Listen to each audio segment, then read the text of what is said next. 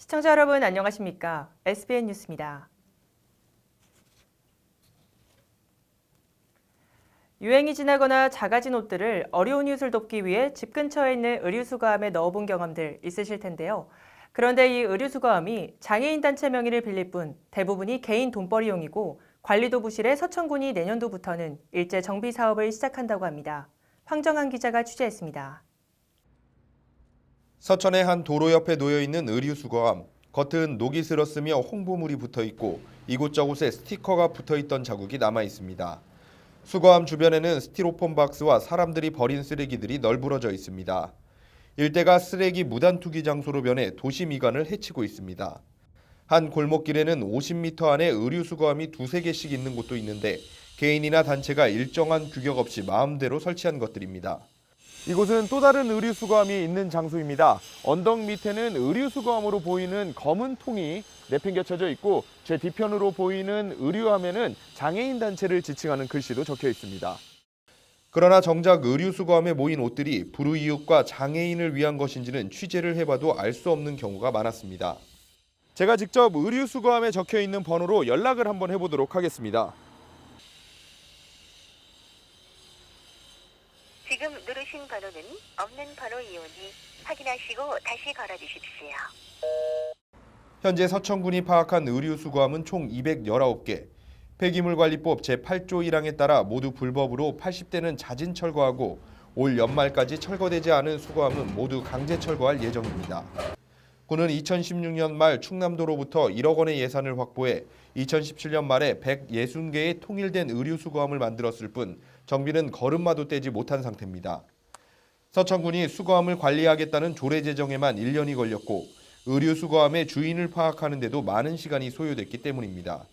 저분들 파악하는 데도 시일이 좀 걸렸고 또 이 지금 전국 지자체에서 이렇게 따로 의류수거함 일지정비 사업을 가지고 이제 뭐 조례를 만들다든가 이런 부분이 미비한 부분이다 보니까 저희가 어떻게 보면 첫 스타트를 끊는 부분이 아닌가 싶어서 저희도 좀 조심스러웠고요.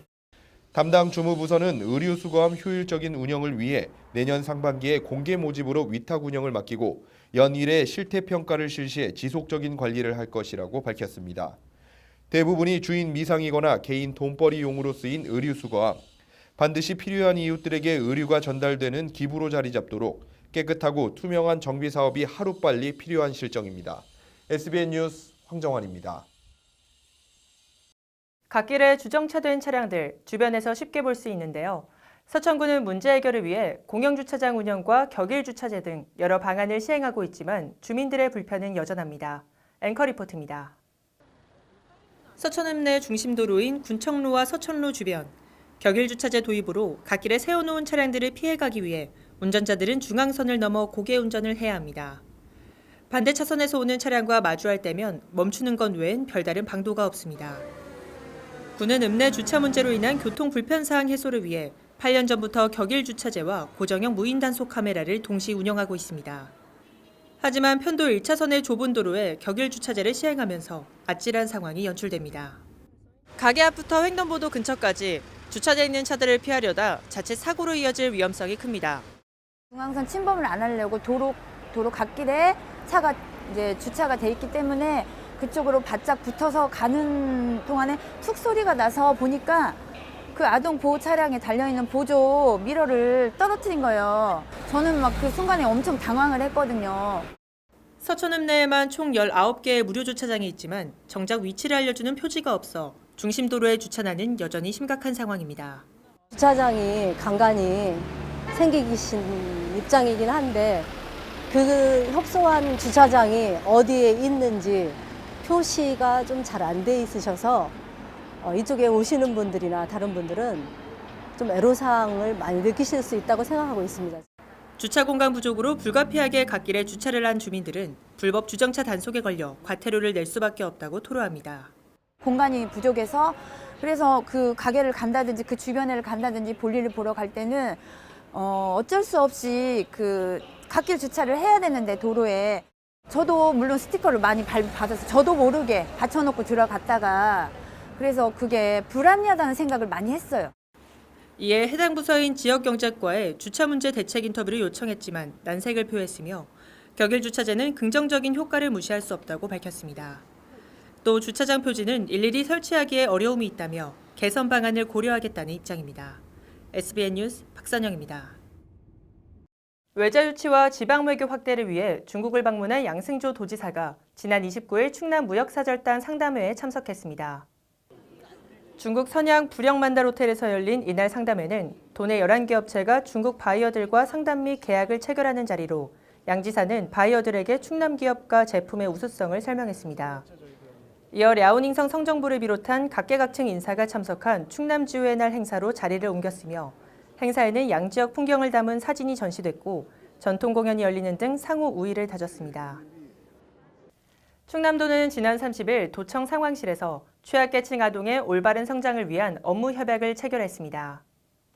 이날 협약식에는 나소열 문화체육부 지사를 비롯해 김정한 희망을 나누는 사람들 회장 등이 참석했으며 앞으로 도는 생필품 지원 대상인 취약계층 및 사회복지시설을 애경산업에 추천하고 디딤씨앗 통장 가입 아동 중 지원 대상자 150명을 선정해 희망을 나누는 사람들에게 전달합니다.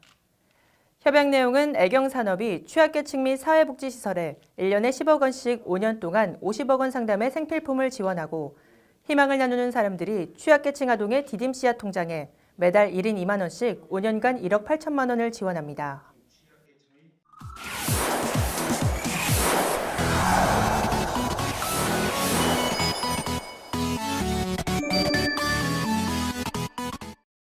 네, 서해방송에서는 내년 3.13 조합장 선거를 앞두고 서천지역 농수축협과 산림조합장에 출사표를 던진 예비 후보들을 만나보는 시간 마련하고 있는데요. 오늘은 그 두 번째로 장학농협 조합장 선거입니다. 보도에 주한 기자입니다. 장학농협 조합장 선거는 남택주 현 조합장과 최용묵 전 상임이사 간의 양자대결 구도입니다. 2017년 재선거에 당선돼 임기 2년 차에 돌입한 남택주 현 조합장은 앞으로 농협이 자생하기 위해서는 신용사업에서 벗어나 농민이 고수익을 올릴 수 있도록 농협 본연의 임무로 되돌아가야 한다는 지론입니다. 우리가 수도작뿐이 아니라 지금 다른 타 작목을 개발해서 농업인들이 진짜 그 농사를 지어가지고 그 소득으로 해서 조금 향상시킬 수 있는 이런 길을 모색해야 될 것 같아요. 그래서 농협이 본연의 임무로 돌아가야 됩니다. 34년간 장학농협에서 근무한 최용묵 전 상임이사는 조합장은 전문 경영인이 해야 한다며 역지사지의 마음으로 조합원 편에 서서 장학농협을 혁신적으로 일으키겠다고 포부를 밝혔습니다. 경영의 그 어떤 마인드 또는 비즈니스 이런 것을 잊고 있기 때문에 저는 충분히 검증되고 거기에 그 자격이 있다 생각해서 이번에 나왔습니다. 조합원 편에 서가지고 열심히 일하는 걸로 하겠습니다.